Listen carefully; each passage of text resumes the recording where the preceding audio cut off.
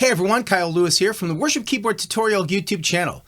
This is a two-part series on cool phrase endings that you can play to sound like a real pro. So let's not waste any time, let's jump right in. So mostly we're going to play this in a 4-4, but you're going to want to stick around to the end of the video because I'm going to show you how to adapt this into a 3-4 and a 6-8. So let me play this in context for you first, and then we'll break it down. So for the example, we're going to be in the key of C, and we're just going to kind of play around with the 1, the 4, the 5, and I'll play around there, and then I'll show you that phrase ending.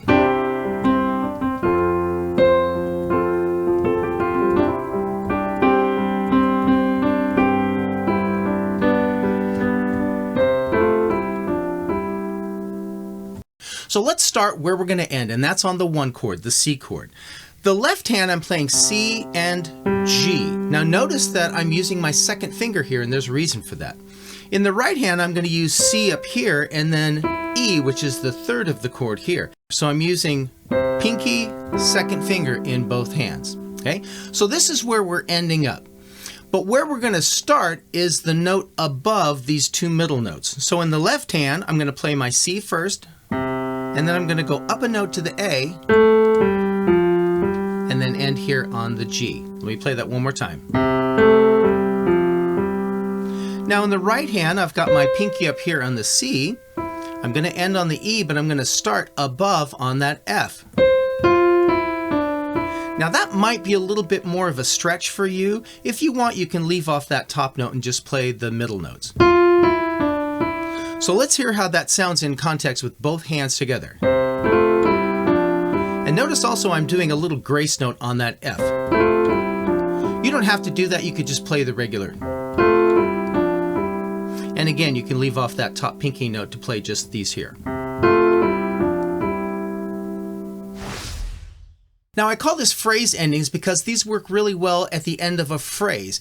If you're going to play it at the end of the song, you're going to want to really slow it down so people know that you're ending the song.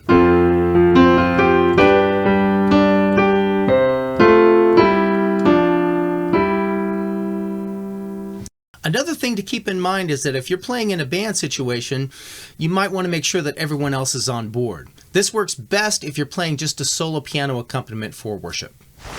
If you're getting some value out of this, hit that like button and consider subscribing to this channel. You can also get a free PDF by clicking the link below. Okay, on to 3-4 and 6-8. So let's look at the 3-4 first. We're going to use the same notes as we did in the 4-4, but just a little bit different rhythm. So we're in 3-4, 1, 2, 3, 1, 2, 3. Now even though 6-8 has a 3 feel like the 3-4, it's going to be its own thing. So we're not just going to double the 3-4 to get the 6-8, it's going to be its own thing. So listen to how that's going to sound. 3, 4, 5, 6, 1.